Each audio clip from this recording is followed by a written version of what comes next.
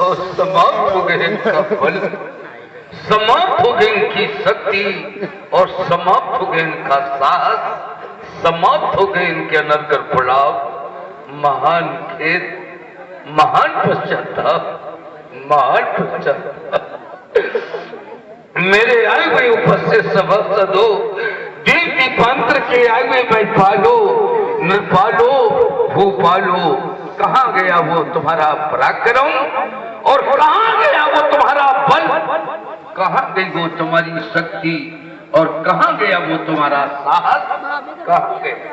देख रहा हूं आज कि जिस उपस्थित नृपाल ने अपना अपना सत्य परीक्षण को ऊपर किया है, उस नृपाल को केवल समाज में अपकीर्ति, अपयश और केवल असफलता ही प्राप्त हो सकी।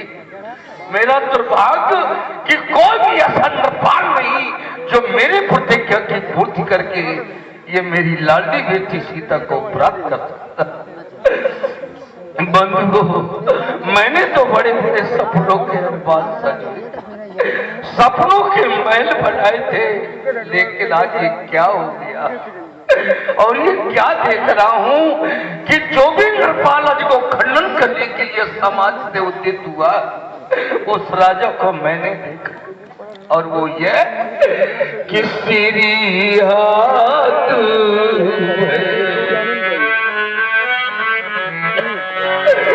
मेरे प्रभु किस मार्ग को प्रशस्त करके मेरे साथ नहीं जाता।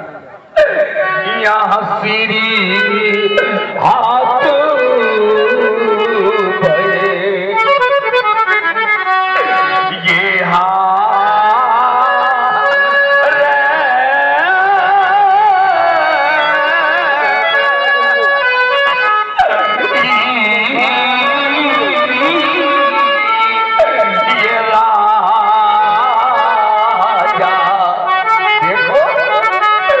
बेचारे जहां लोगों को मिथ्या का पर्चा कर देना था, वहां बैठे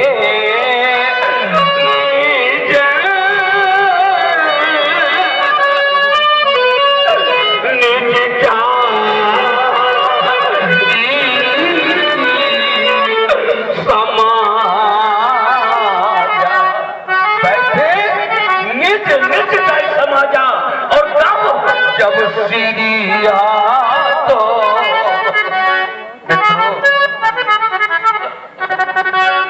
इसीलिए मैंने किसी भी राजा को किसी प्रकार का कोई निमंत्रण नहीं दिया था।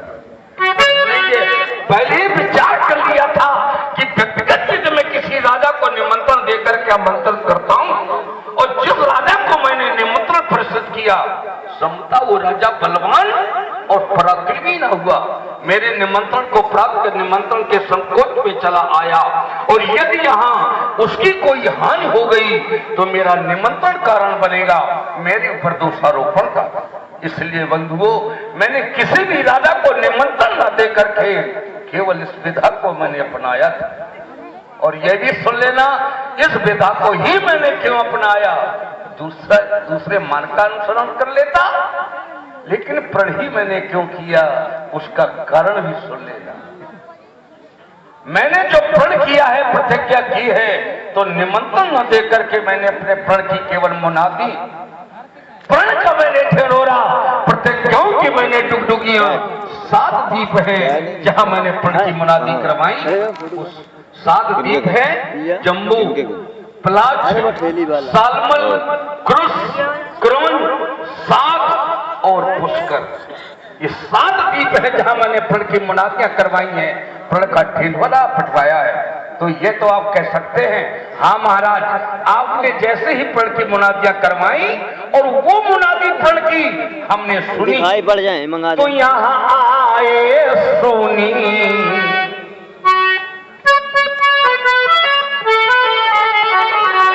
अगर प्रमाण मिलता है मित्रों, तो केवल सुनने का मिलता है, सुनने का, निमंत्रण प्राप्त करने का या पढ़ने का कोई प्रमाण नहीं है।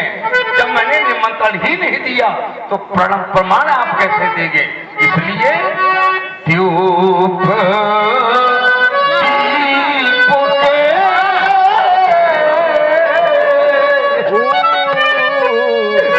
ये पाती ना यहाँ ये आए व सोनी। क्या सुनी? हम जो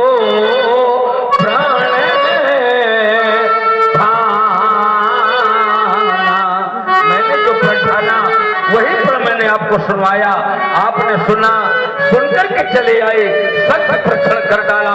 सत्य प्रक्षण में अजगो ने सर्वस्व आपका छीन लिया, अजगो के द्वारा सब कुछ आपका लूटा गया। तो इसमें जनक का क्या दोष? आप और मित्रों, मैं देख रहा हूं, मैं आप ठीक उसी प्रकार इसमें आपका भी कोई दोष नहीं है, परंतु मैंने कृतित्व तो मैंने किया है, आपका सहयोग प्राप्त हो रहा था। दिन भर सोच रहे वो, झूठी मत बोला। ठीक वही आपकी स्थिति है, जैसे हरा भरा सावन का महीना हो, चारों तरफ खुशियां ही खुशियां नजर आ रही हूं, और ऐसे सुख माह में अगर कोई ऐसी घटना घट जाए, कैसे कि सावन में नारी यदि विधवा हो,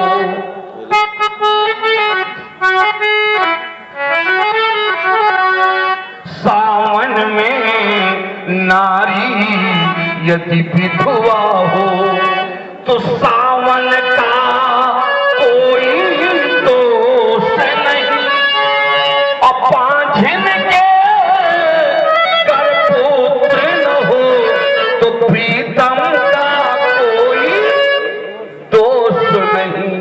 ठीक वही आपका प्रकार है, इसमें मित्रों आपका क्या दोष? लेकिन मैं विचार करता हूं, आज मैं पिता का दायित्व बेटी के प्रति निभा न सका, और रह करके मैंने बेटी, मैं भूल करके कभी प्रण न करता, लेकिन प्रण कराने का श्रेय जाता है बेटी, तो तुमको जाता है। अगर तुमने अजगो को अपने बाएं हाथ न उठाया होता, तो भूल करके भी बेटी मैं तुम्हारे लिए कभी प्रण न करता। मैं ये क्या हो रहा है? सुनाई नहीं देता यहाँ क्या कहा जा रहा है? मैं भूल करके मित्रों का भी प्रण न करता, लेकिन सुन लेना, क्या बाध्यता आ गई जनक के को कि प्रण ही करना पड़ा। मेरी दृष्टि बेटी पर पहुंची कि आखिर ये बेटी कौन है, ये क्या है? बेटी ने जिस अजगो को उठाया है, उसके विषय में आप लोग तो जानते हैं ना, कि ये गरु है कठोर, ये विदित सबो का बहुत कठोर है और गरु है, लेकिन ये ना जानते होंगे कि कितना गरु है। भगवान शिव ने हमको अपनी सभा में अवगत कराया था कि जनक सुन लेना, धनुष का भार भी तुम्हें अवगत करा रहे हैं, जो तुम्हारे पूर्वजों को दिया हुआ तुम्हारे गृह में रखा हुआ है। मैंने कहा मानवर व्यक्त करें आप, तो भगवान शिव ने हमको बताया था कि 3 सहस्त्र मन अस्थि को, सुन लेना, ये तो आप लोग जानते हैं कि धनुष गरु है, लेकिन ये ना जानते होंगे कि कितना गरु है। मैं व्यक्त कर रहा हूं, भविष्य के लिए आप बुद्ध पटल पर रख लेना कि अजगो को कितना गरु था। 3000 मन अस्थि, अस्थि माने हड्डियों का, ये बनो पंच असरार, ये गज पे रोपा लगे, ये कोसा 3000। ये जो ये श्रृंगार देख रहे हैं, धनुष का अतिरिक्त भार है, जो लोग वास्तविक धनुष का भार है वो 3000 मन हड्डियों का। और किस बेटी ने उठाया? 5 वर्ष की बेटी। उस समय जानते हो, एक दिन ना इधर ना उधर आज थी बेटी की, जिस दिन बेटी पूजा कर रही थी, अजगो को अपने बाएं हाथ पर सुशोभित किया था। उस दिन बेटी की आयु केवल 4 वर्ष 7 माह, केवल 21 दिन की बेटी थी, जिस दिन बेटी पूजा करने के लिए अजगो के समीप गई। और ऐसी अल्पायु में बेटी सीता ने आज इतने 3000 मन हड्डियों के बने हुए धन को बाएं हाथ पर उठाया करके दाहिने हाथ से पृथ्वी का लेपन कर दिया। मैं विचार करने लगा कि आखिर बेटी तो 8-5 वर्ष की है, लेकिन ये दिन मेरी बेटी शादी होगी, विवाह की योग होगी, तो आखिर मैं बेटी के लिए वर का चयन करने का प्रकार क्या देखूं? वर चयन का मेरा प्रकार क्या होगा? कैसे मैं वर का चयन करूंगा? क्योंकि ये लोगों का, बैठे हुए लोगों के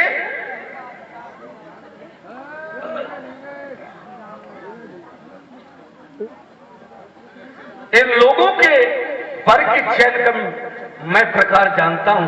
मेरे मित्रों, करबद्ध निवेदन यह है, यदि आप लोगों ने व्यय किया है तो सदुपयोग आप करें, दुरुपयोग न करें।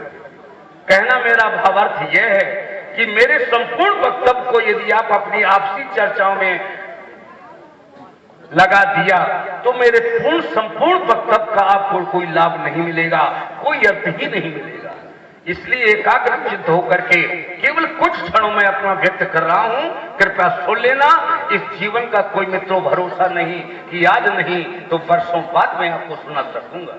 इसलिए निवेदन यह है, एकाग्र चित्त होकर के मेरे वक्तव्यों को सुने और ये भी सुन लें कि समय बेटियों के बैठे हुए पिता कहलाने वाले लोगों, अभिभावकों को सुन लेना कि कहां पर आप लोग बेटियों के विवाह में भूल करते हैं, जिसके कारण आज हमारी बेटियां मारी जा रही हैं, बेटियां जलाई जा रही हैं। इसमें बेटियों का दोष नहीं है, दोष है तो ये भोले बने हुए इन व्यक्तियों का दोष है। बेटियों के बाप का दोष होता है जो आज बेटी मारी जा रही है। बेटी पर देखने जाती है, कैसे तुम लोग पर देखने जाते हो? कैसे घर का चयन करते हो? कौन सा यंत्र लगाते हो बर के गुण और दोष नापने में? कैसे तुम बेटियों को भार मान करके समर्पण करके चले आते हो? घर नहीं पहुंच पाते, वहां पर बेटी मार दी जाती है।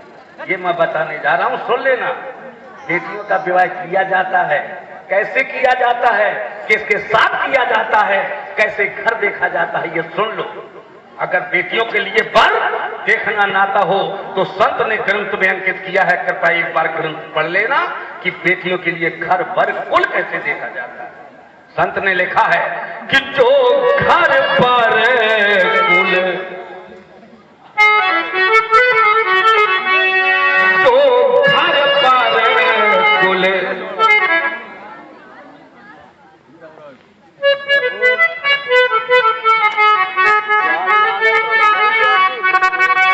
जो घर पर कुल ऐसा हो, ये हो ये अनूपा। अनूपा जानते हो, कहते तो हो कि हम हर महाराज प्रति वर्ष अखंड रामायण करवाते हैं, मानस काल प्रतिदिन पाठ करते हैं। अब पूछा जा अनूपा क्या है, तो संत लिख रहे हैं कि घर पर कुल कैसा हो अनूपा। तो अनूपा का महाराज पढ़ा तो है, पर चिंतन नहीं किया अनूपा का अर्थ क्या है। जब अर्थ ही नहीं जानोगे तो उसका प्रतिफल आपको कैसे मिलेगा? इसलिए सुन लेना, संत लिख रहे हैं कि जो घर पर कुल ये हो ये अनूपा, तुम तो करिए विवाह। लेकिन अभी ठहर जाइए, विवाह अनूपा घर मिल गया, विवाह का निर्णय लीजिए, पर विवाह करिए नहीं अभी। क्यों न करेंगे आप? एक महत्वपूर्ण शब्द का प्रयोग संत ने किया है और मैंने सुना है, इस शब्द की तुम लोग उपेक्षा करके बेटियों का भार मान करके समर्पण करके चले आते हो। इस शब्द पर तुम लोग चिंता नहीं करते। चिंतन करना चाहिए कि क्या महत्वपूर्ण शब्द है। संत ने लिखा है कि करिए विवाह, किसके साथ? कि जो सुतही अनुरूपा। अगर सुता के अनुरूप मिले तो विवाह करिए, और न तो वर कन्या रहा ये कुंवारी। अगर कुंवारी रहेगी तो तुम्हारे दृश्य के सामने बेटी बनी रहेगी, जीवित बेटी बनी रहेगी, बेटी मारी नहीं जाएगी। विवाह बेटियों का करते हो, अनुरूप अपना मिलाते हो। हमारे पास 50 बीघा जमीन है महाराज, हम सोचते हैं 100 बीघा वाला मिले। हमारे पास एक शस्त्र है तो उस घर में महाराज 2 शस्त्र होना चाहिए। हमारे पास एक 4 पहिया वाहन है, उसके पास 2 होना चाहिए। हम तहसीलदार हैं तो वो जिलाधिकारी का बेटा ऐसा घर मिल जाए। अपने पद से श्रेष्ठ पद की तुम लोग अपेक्षा करते हो, तलाश करते हो कि अगर वो जिलाधिकारी के घर में अगर हमारी बेटी पहुंच गई तो हमारी प्रतिष्ठा बढ़ जाएगी, हमारी समाज में गरिमा बढ़ जाएगी, हमारी समाज में बड़ी इज्जत बढ़ जाएगी। अपनी इज्जत की बड़ी परवाह है। बेटी चाहे उसी क्षण मार दी जाए, इज्जत बढ़ जाए, गरिमा बन जाए, और यही भूल करते हो जो आज बेटी हमारी जा रही है। संत लिख रहे हैं कि स्वता के अनुरूप पर देखिए, पर आप अपने अनुरूप पर देखते हैं।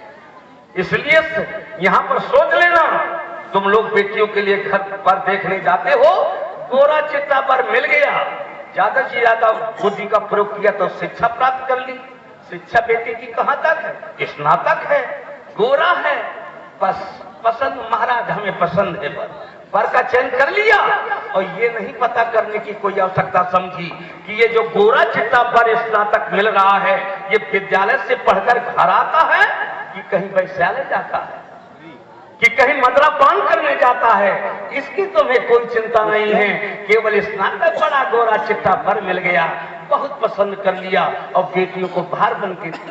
आप जानते हो ये बेटी कैसे दृढ़ विश्वास बेटी पर बाप पर, बेटी का विश्वास बाप पर होता है, और तुम लोगों ने अनुभव किया होगा, और नगर में ही अनुभव किया तो एक बार अनुभव कर देगी। मित्रों, अनुभव करके देख लेना, बाप की बेटी, जिस माँ ने बेटी का पालन पोषण किया होता है, वो माँ जानती है बेटी की प्रवृत्ति, और बेटी की जरूरत की माँ जानती है बेटी का बाप।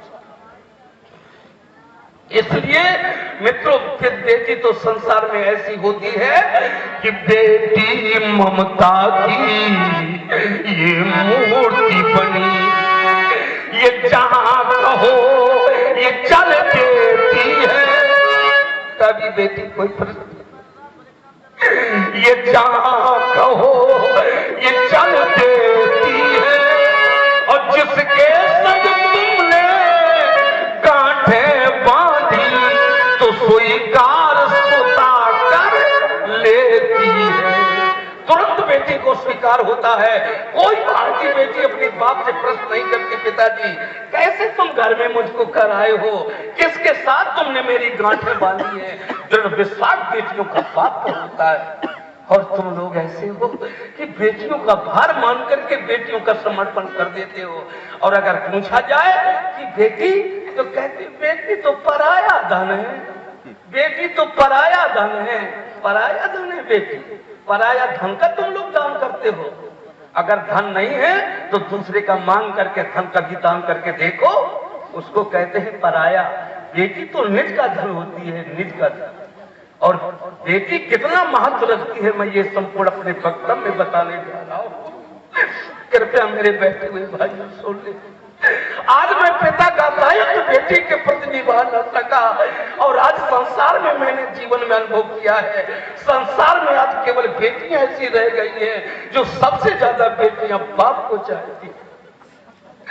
आज संसार में केवल बेटी ये रह गई है जो सबसे ज्यादा बेटी बाप को चाहती है, माँ को बेटी चाहती है। और अगर अनुभव न किया हो तो धोखे में न पड़े रहना मेरे भाइयों, एक बार अनुभव करके देख लेना। क्यों कि मैंने तो अनुभव ये किया है कि बेटा भाई जगत में,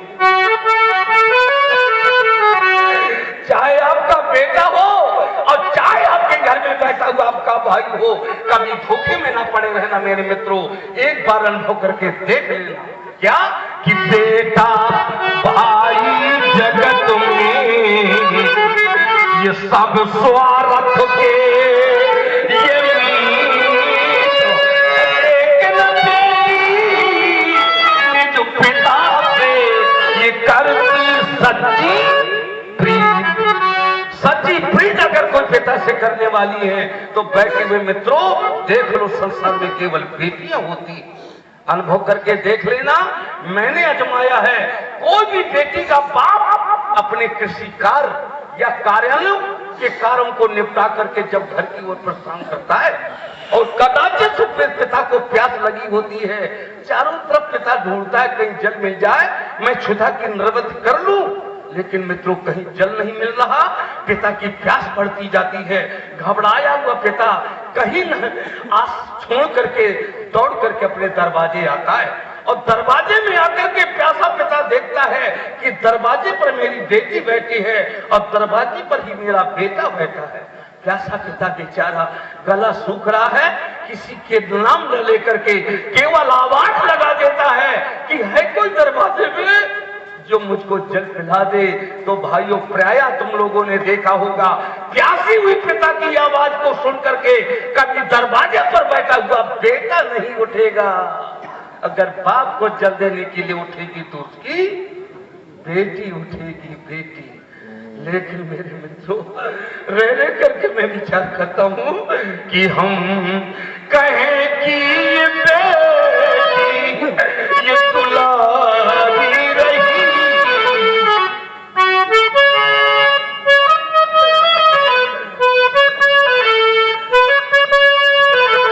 हम कहें कि ये बेटी ये दुलारी रही, सीता बेटी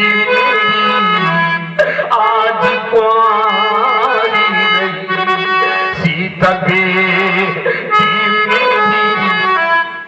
आज कुंवारी रही। मित्रों ये बड़े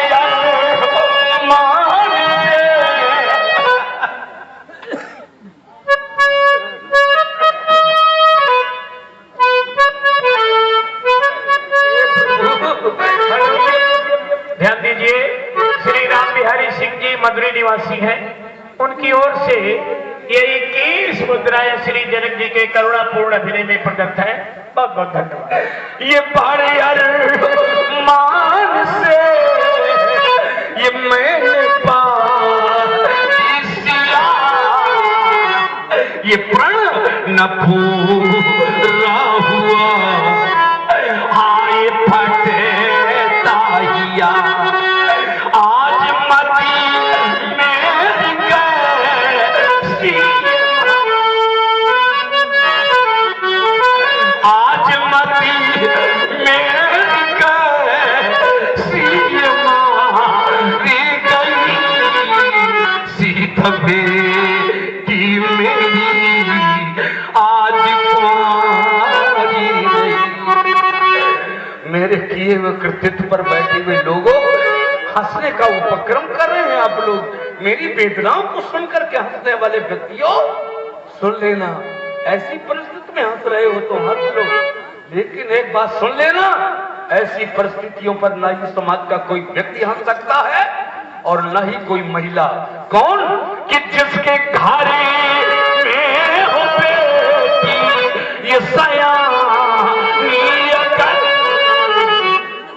आज मेरे प्रभु मेरे ईश्वर, जिसके घरे में हो बेटी ये सयानी अकल, तो उसके दिल से जपूं जो क्या होता असर, उसके दिल से जपूं जो क्या होता असर, आज किस्मत ये कैसी।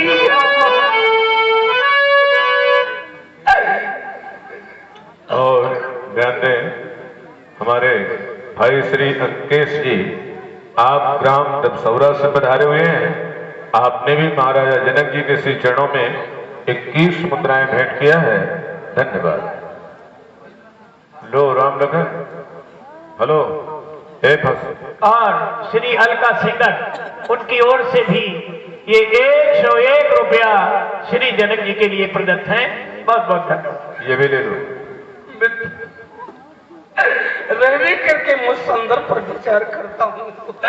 एक दिन मैं भ्रमण करता हुआ अपने नगर में उस जगह पर पहुंचा मेरे भाइयों, जहाँ एक बेटी का पिता और एक बेटी की माँ ससुराल के लिए अपनी बेटी को विदा कर रही थी। मैं खड़ा हुआ होकर के वो बेटी का दृश्य देखने लगा।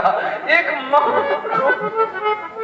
बेटी की विदाई में माँ रो रही थी, बेटी का भाई रो रहा था, बेटी की बहन, बेटी का पूरा परिवार बेटी की विदाई में रो। और मित्रों, मैंने क्या देखा, विदा होने वाली बेटी रोती हुई दौड़ करके जाती है, अपने माँ के गले में लिपट जाती है और रोती हुई ससुराल जाने के पहले बेटी कहती, माँ मैं जा रही हूँ। माँ तुमने पाल पोस करके मुझको इतना बड़ा किया है, माँ अपने घर से मुझको विदा कर रही हो, माँ मैं चली जा रही। लेकिन जाने से पहले माँ तुमसे हाथ जोड़े एक मेरी विनती है। तो रोती हुई माँ दौड़ करके आती है और बेटी को अपने सीने से लगा लेती है और माँ पूछती है, बेटी क्या कहना चाहती हो? कह मेरे भाई रोती हुई बात। और ठाकुर जितेंद्र सिंह चंदे, आपके यहाँ से ये 21 मुद्राएं जो जनपद हमीरपुर के हैं, आपकी ओर से भी 21 मुद्राएं श्री जनक जी के श्री चरणों में भेंट है।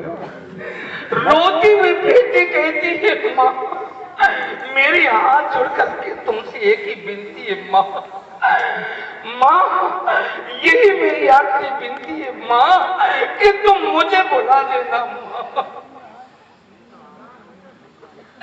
बेटी कहती, माँ तुम मुझे बुला देना, माँ मेरे ससुराल को बुला देना, माँ ससुराल के मेरे सारे शोकों को बुला देना माँ। लेकिन हाथ जोड़ करके विनती है माँ कि तुम मेरे बूढ़े बाप को ना भुलाना माँ, मेरे पिता को ना भुलाना माँ, मेरे पिता की वही सेवा करती रहना माँ जैसे मैंने आज तक की। मित्रों, इन भारतीय बेटियों को कभी अपनी चिंता नहीं, इन बेटियों को कभी अपनी दुख की चिंता नहीं। अगर बेटियों को चिंता होती है तो केवल अपने बूढ़े बाप की होती है, बेटा। इसलिए मेरे मित्रों, रह रह करके विचार करता हूँ, आपको संसार में करने के लिए अनेकों कर्म मिल जाएंगे, अनेकों आपको धर्म मिल जाएंगे, लेकिन याद रखना बैठी हुई भारतीयों, याद रखना कि मिल जाते ये सब विश्व में। मेरे प्रभु, मैं नहीं जानता था कि मेरे प्रण की प्रतिकूलता में ऐसा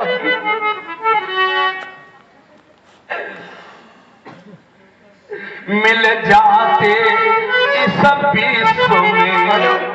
चंद्रपाल सिंह जी तोमर मधुरी, उनकी ओर से भी ये 21 मुद्राएं जनक जी के अभिनय में प्रकट है।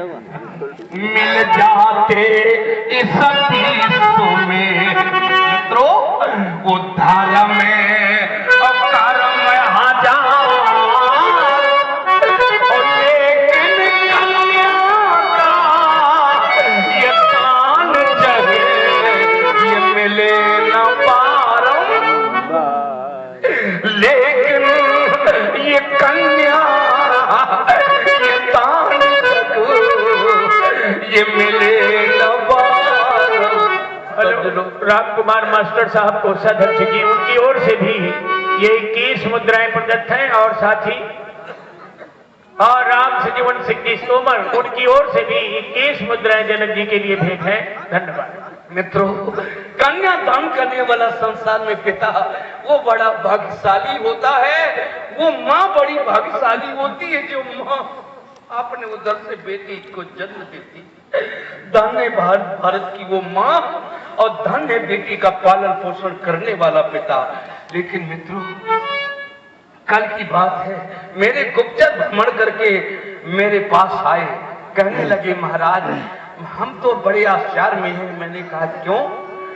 गुप्तचर कहने लगे महाराज हम भ्रमण करके आए हैं और आपकी ममता बेटियों के प्रति हम देखते हैं, कितना आप बेटियों को चाहते हैं, कितनी ममता के साथ प्यार करते हैं श्रोता बेटियों के प्रति। और महाराज हम एक नई स्थिति देख करके आए हैं, लोगों के अंदर एक ऐसी धारणाएं बन चुकी है कि लोग बेटियों को शत्रु मान चुके हैं, बेटियों को दुश्मन की दृष्टि से लोग देखने लगे हैं। और अगर लोगों ने जान लिया महाराज कि माँ के उदर में बेटी पलती है तो ये लोग बेटियां मार देते हैं। महाराज यहाँ तक पता करके आए हैं ये लोग बेटियों की भ्रूण हत्याएं कर देते हैं। मैंने कहा चलो ये क्या कह रहे हो मित्रों, मैं किसी निष्कर्ष, मैंने बहुत चिंतन किया, मैं किसी निष्कर्ष पर नहीं पहुंच पाया कि आखिर बेटियों, माँ के उदर में पलने वाली आज बेटियां मारी जा रही, बेटियों की भ्रूण हत्याएं की जा रही। गुप्तचर ये क्या कह रहे हैं? तो अब मैंने पाया कि कहीं पर अगर भी इतना बड़ा अपराध माँ के उदर में पलने वाली बेटियों को मारने वाले लोगों, सुन लेना, शास्त्रों का अध्ययन करके देख लेना, माँ के उदर में पलने वाली जिस व्यक्ति ने बेटी की हत्या की तो एक बेटी की हत्या बराबर 100 गायों की मारने का अपराध उस व्यक्ति को लगता है। तो उसी का परिणाम है जो आज कहीं कहते हो महाराज पूरे वर्ष हो गया जल ही जल बरसता रहा और 1 साल ऐसा हो गया जल ही नहीं बरसा, सूखा, दुर्भिक्ष, अनावृष्टि और उपल वृष्टि। और कहीं महाराज एक ही परिवार के 10 व्यक्ति एक ही परिवार के एक वाहन से जा रहे थे महाराज, और जैसे वो वाहन राजमार्ग पर पहुंचा महाराज 10 व्यक्तियों दुर्घटनाग्रस्त हो गए, एक ही परिवार के 10 व्यक्ति समाप्त हो गए। तो ये कौन भोगेगा? ऐसे होता है ये नहीं। उस दिन मुझको ज्ञान हुआ जिस दिन में गुप्तचरों ने मुझको बताया, तो मैंने निष्कर्ष लिया कि निज गति कर्मो ये भोग सबो भ्राता। सुन लेना बेटियों का वध करने वाले लोगों, भ्रूण हत्या करने वाले लोगों, अगर ये अपराध आप लोगों ने बंद नहीं किया तो अभी 1 साल का दुर्भिक्ष है और अभी आगे चल करके देख लेना कितने गति कर्म ये भोग सबो भ्राता। अब काहू न को सुख दुख कर दाता, जो जस करही सुता से फल जाता। क्यों? क्योंकि ये करम प्रधान बीस रची। सुधार लो ऐसे कर्मों को करने वाले व्यक्तियों। कन्याओं को दुश्मन की दृष्टि से देख रहे हैं, कन्याओं की उपेक्षा करना प्रारंभ किया है। कहने लगे भगवान खिलाने को दे तो केवल बेटा दे बेटा, पर बेटी न दे, बेटी न दे। बेटा दे के खूब खिलाओ और खूब स्नेह करो, केवल बेटा से करो। बेटों की अपेक्षा करने वाले लोगों, बेटियों की उपेक्षा करने वाले लोगों, सुन लेना। मैंने एक मित्र से पूछा, ये लोग कहते हैं बेटा हो बेटी ना हो, क्यों?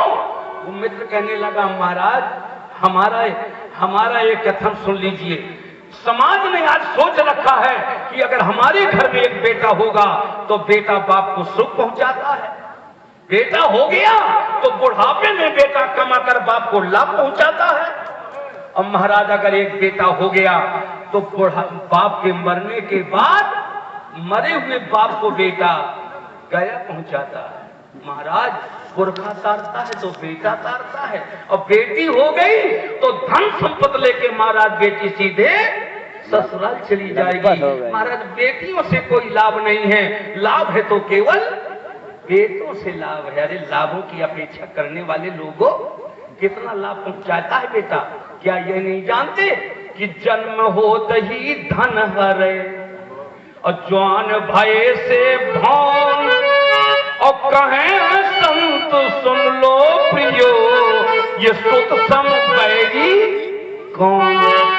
इसलिए मेरे मित्रों, और तुम कहते हो कि केवल पुरखा तारता है तो बेटा तारता है, कितने पुरखा बाद बेटा तारेगा? अध्ययन करके देख लेना। बाप की कोई गया करने अगर बेटा जाता है तो केवल बेटे का अधिकार है कि गया में जाकर पिंडदान करेगा तो बेटा 3 पुरखों को मुक्ति दे देगा, बेटा 3 पुरखों को तार देगा। और एक बात भी सुन लेना, ये बैठती हुई माताओं तुम भी सुन लेना, अगर तुम्हारे पतियों ने, स्वामियों ने, जिसको स्वामी मानती हो, वह अगर स्वामी ने कह दिया कि तुम्हारी उदर में पलने वाली हमें बेटी नहीं बेटा चाहिए, तुम लोग उठ करके हस्ताक्षर कर देती हो, संस्तुत कर देती हो। कम से कम उसी क्षण तुमको विचार कर लेना चाहिए और स्वामी से कह देना चाहिए, स्वामी अगर यही व्यवहार हमारी माँ ने हमारे साथ किया होता। आप कहते हैं आपकी उदर में पलने वाली बेटी को मारेंगे, बेटी नहीं पैदा करेंगे। अगर यही व्यवहार हमारी माँ ने हमारे साथ किया होता तो आप हमारे स्वामी कैसे होते, मैं आपकी स्वामी कैसे होती। इसलिए कभी भी ऐसे स्वामी की आज्ञा की अवहेलना कर देना और कभी ऐसी बातों को मत मानना। इसलिए और ये सुन लेना बैठी हुई माताओं, तुम्हारे उधर से एक नहीं 5-5 बेटों को तुम लोगों ने पैदा किया हो और 5 बेटों को पैदा करने वाली माँ के उधर से अगर एक भी बेटी ने अगर जन्म नहीं लिया तो सुन लो, बिना कन्या के माता धन्या नहीं है। कोई भी माँ कभी पुत्रों को जन्म देकर के संसार में धन नहीं कही गई और ना ही धन होगी। क्यों? क्योंकि बिना कन्या के माता धन्या नहीं है। और ये जने मात कन्या सुधन्या वही है। और रह गई बात पुरखा तारने की, तो बाप के मरने के बाद अगर कोई बेटा गया जाता है तो वो तन है 3 पुरखों को ही तारता है। और शायद मेरे बंधुओं 4था पुरखा नरक में है, 5वां 6वां और भी पुरखे नरक में पड़े हुए पहले से, तो वो कैसे तरेंगे? वो कीड़े की तरह जो के त्यों नरक में पड़े रहेंगे। बेटा तार पाएगा तो केवल 3 पुरखा। आप कहेंगे महाराज क्या वो कीड़े की तरह पड़े रहेंगे नरक में?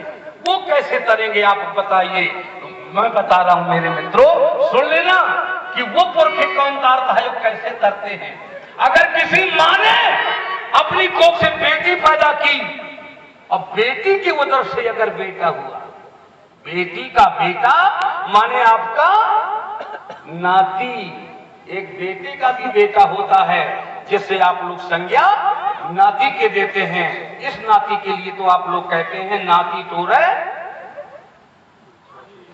छाती। ये छाती तोड़ने वाला नाती है। और अगर बेटी का बेटा ये नाती अगर एक बार गया कि जाएगा तो सबसे पहले बेटी का बेटा मामा के घर जाएगा और ममाने में जाकर अपने नानी नाना का पिंडदान करेगा, जलदान करेगा और मामा के घर से बेटी का बेटा सीधे गया प्रस्थान करेगा। और गया में जाकर वो बेटी का बेटा नाती आपका एक बार नानी नाना का पिंडदान करता है, जलदान करता है, श्राद्ध करता है। मित्रों तो मैं कुछ नहीं कहता, ये शास्त्र कहते हैं। क्या कहते हैं कि सुता सब बिन सती उपम नाम नरका और त्राये पित्रा ये निगम गारदे। ये तो शास्त्र का प्रमाण हो गया कि श्रोता सप्त विंशति उम नाम नरका त्रायत पित्रा। अब इस श्लोक का भावार्थ भी सुन लो, ना आया हो समझ में तो सुन लो। बेटी का बेटा एक बार गया में जाकर अपने नानी का पिंडदान करता है, नाना का पिंडदान करता है, तो नाती के गया में केवल एक बार पिंडदान करने से सप्त माने 7 और विंशति माने 20, 7 और 20 बराबर 27 पुरखा।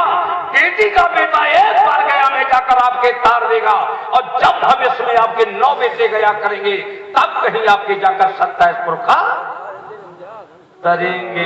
तो चाहो, मैं ये नहीं कहता बेटा ना चाहो, क्योंकि नीति है कि पुत्र बिना नर गति नहीं पावे। गति देता है तो पुत्र देता है, लेकिन अधिक पुत्रों को जन्म देने का प्रारंभ नहीं है। इसलिए मेरे मित्रों सुन लेना, चाहे आज गरीब के घर में अगर बेटी, मैं जानता हूं क्यों कहते हो कि बेटी ना हो बेटा हो, तुम लोगों ने ऐसी कुरीत बनाकर समाज में खड़ी कर दी है। एक ऐसी रीत बनी हुई थी जिसे सुरीत कहते थे। वो सुरीत ये थी कि बेटी अगर विवाह के योग हो गई है और माँ, प्रत्येक बेटी का बाप संकल्प किया करता है हम इतना बेटी को धन देंगे, इतनी संपत्ति देंगे। माँ का संकल्प बाप का संकल्प होता है और पिता वो सुरीत में बना हुआ पर ढूंढा करता था। वर मिल गया, वर आता था।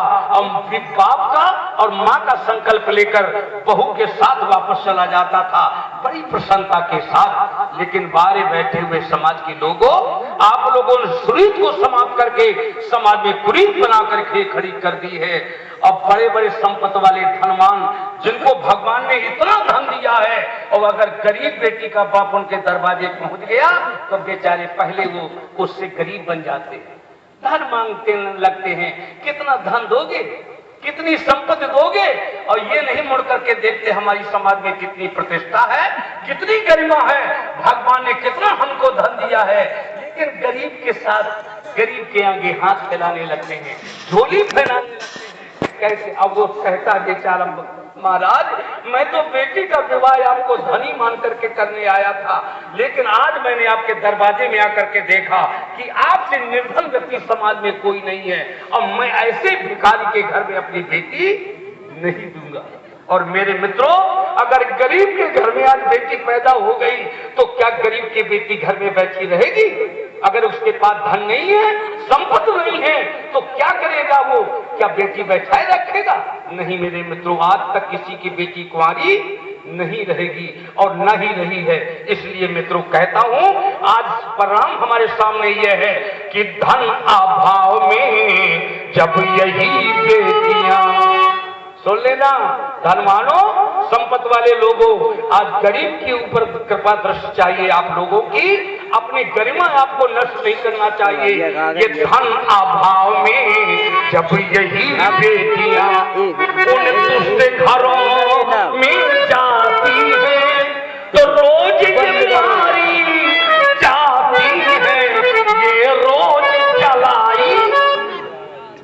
कहाँ तक बेटियों को मरवा, कहाँ तक बेटियों को मरता हुआ देखोगे मेरे भाई? कहाँ तक बेटियों को जलता हुआ देखोगे? ये सब मैं जानता हूँ, बेटी का पिता और बेटी की माँ अपने आभूषण सभी बेटियों को दे दे, लेकिन मैंने जो अनुभव किया है वो आपके सामने है। क्या कि बेटी को चाहे सब कुछ दे दो। जिस पिता ने बेटी की विदाई की होगी वो जानता होगा कि बेटी को चाहे सब कुछ दे दो, लेकिन ये दिलों में संतोष नहीं होता, दिल में संतोष नहीं होता। और यही कारण है कि बेटी की प्रथम वो विदाई में ये हर माता पिता देखा रोता। बेटी की प्रथम विदाई में हर माँ और पिता देखा रोता। लेकिन भाइयों, मैंने देखा है बेटी की विदाई में नहीं रोता है वो व्यक्ति और नहीं रोती है वो पत्नी। कौन? जिसने बेटी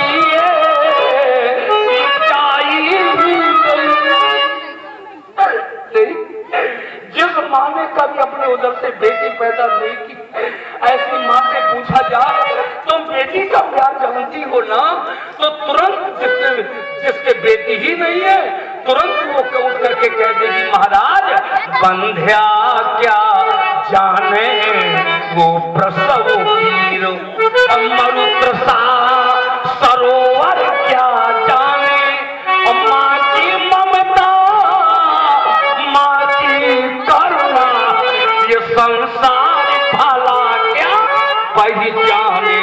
इसलिए कहता हूँ कि जिसने बेटी जाई ही नहीं वो बेटी का दुख क्या जाने, और जिस पैर बीमारी ये फटी नहीं वो पीर पराई क्या जाने। बस राजमंत्री वर कह दो बैठी हुई समाज से, ये मेरी व्यथा का प्रत्याग कर दे, मेरी बेटी कुंवारी रहती है, आप रह जाते चले जाए। और यदि उन्होंने मिथिला का प्रत्याग नहीं किया क्योंकि ये धन खंड नहीं कर सके तो ये सभा करा दो बंद। अब बिगड़ गया मिथिलेश की ये रात का रंग मैथिली देशक समाप्त हो गया, सीता स्वयंवर समाप्त हो गया, ये धनुष महोत्सव समाप्त। हाँ, ध्यान दीजिए, केशव सिंह जी